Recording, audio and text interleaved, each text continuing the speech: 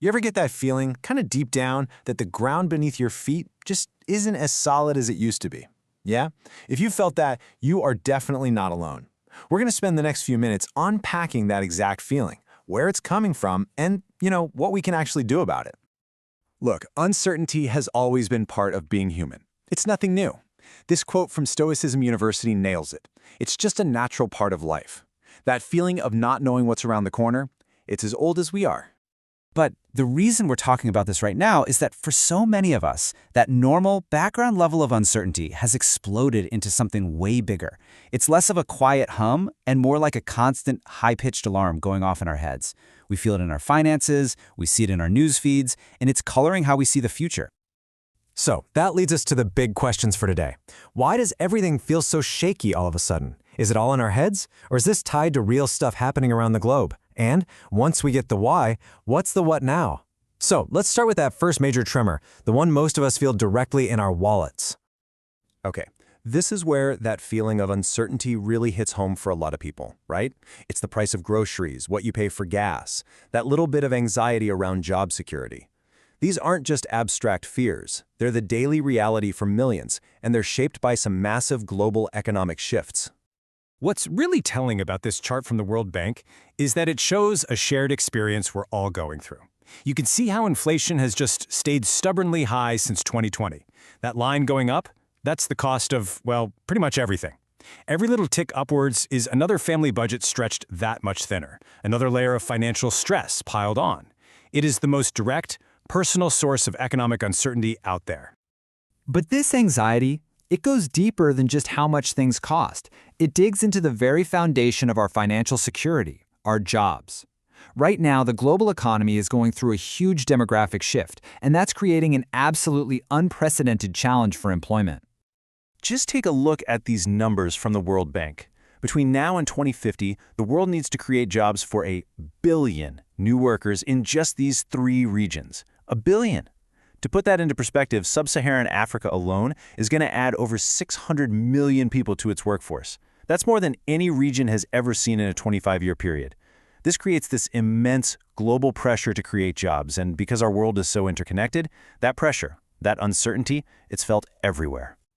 So here's the key takeaway. It's not just one thing. It's like a series of overlapping waves hitting the global economy all at once.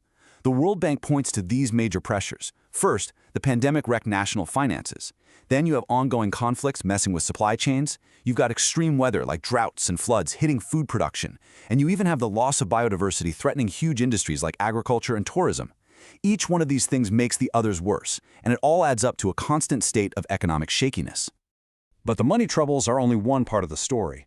Beyond our financial worries, there's a deeper, more fundamental kind of unease. It's about the very systems, the governments and institutions that are supposed to give us stability. And when those systems start to feel broken, our collective sense of uncertainty just goes through the roof. This quote from the Cadmus Journal really gets to the heart of it. All the fast, complicated, uncertain changes we've been talking about, well, they create the perfect breeding ground for political movements that thrive on division. Populism often gives people really simple answers to incredibly complex problems, which, let's be honest, can sound pretty good when everything feels like it's spinning out of control. And you can see the fallout right here. When populism gets a foothold, it doesn't just change who's in charge. It attacks the very foundations of democracy. It polarizes us, making it impossible to find common ground. It makes us lose trust in facts and in each other. It lets money have way too much influence on policy, which makes us feel like our votes don't even matter. And in the end, it just trashes the very institutions that were built to help us manage society peacefully. So this leads us to this really frustrating paradox. As the authors of that Cadmus article point out, humanity has never had more power, more tech, more knowledge, more money to fix our problems. And yet, we feel totally powerless to manage the very systems we built to do it. It's a recipe for mass anxiety and just feeling completely let down. So, here's the question that comes next, right? If the things making us feel so uncertain are this huge, global economic forces, massive political shifts, what can one person possibly do? Are we just supposed to, buckle up and hope for the best? Well, the answer, maybe surprisingly, is no. And it comes from a philosophy that's over 2,000 years old. This is where we make a huge pivot. We spent all this time looking at the massive external forces causing all this uncertainty. Now we're going to turn inward. Because while we can't control the storm outside, we can learn how to steer our own ship. And ancient Stoic philosophy gives us an incredibly practical map to do it. At the very core of Stoicism is this incredibly powerful and honestly life-changing idea, the dichotomy of control. It's basically a simple filter for your life. You just divide everything you face into two buckets, stuff you can control and stuff you can't. The secret to peace of mind, the Stoics said, is to pour all your energy into that first bucket and learn to accept what's in the second. And this slide just lays it out perfectly.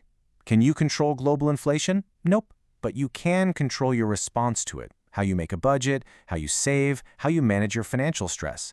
Can you single-handedly stop a political conflict halfway across the world? Of course not. But you can control what news you consume about it and how you engage in your own community. This is not about giving up. It's about being smart with your focus. It's about taking back your energy from the things you can't change and aiming it where it actually makes a difference, your own inner world. Okay, so now that we have this Stoic mindset, let's get practical. How do we actually use this every day, especially when we feel totally overwhelmed? Well, modern therapy actually gives us a toolkit that fits perfectly with this ancient wisdom, giving us real, concrete strategies for building resilience.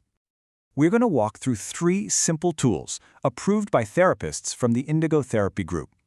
And look, this isn't about making uncertainty disappear. It's about changing our relationship with it so we can face it with a sense of calm instead of chaos. Tool number 1 is all about pulling yourself out of that anxious what-if game about the future and planting your feet firmly in the right now. See, anxiety has a really hard time surviving in the present moment. So when you feel your mind racing, just stop.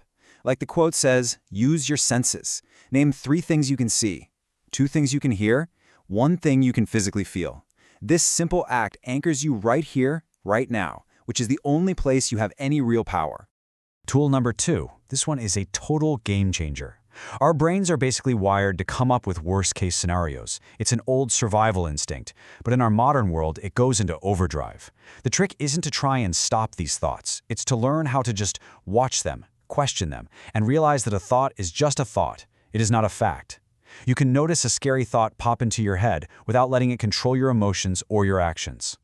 And finally, tool number 3 is about looking into your own past to find strength. Think about it. You have a 100% success rate of getting through every single bad day you've ever had. Look back at a time when you were deeply uncertain, a time you thought there was no way you'd get through it, and yet you did. Your own personal history is a library full of proof of your own resilience. Remembering that isn't just positive thinking. It's using real data to build confidence in your ability to handle whatever comes next. And this all leads to a much stronger, more durable kind of hope. See, hope isn't about pretending everything is fine and that nothing bad will ever happen. That's fragile. It breaks easily. Real hope is trusting in your own ability to adapt, to learn, and to grow, no matter what happens. It's knowing that even inside the chaos and the unknown, there are chances to heal, to reset, and to discover strengths you never even knew you had. So I'll leave you with this final thought. What if we just completely reframe this whole experience? What if this age of uncertainty isn't something we have to just fear and survive, but is actually a kind of training ground, an opportunity to shift our focus from all the things we can't control to the one thing we always can, ourselves? Maybe its real purpose is to force us to discover just how resilient, how adaptable, and how truly powerful we are.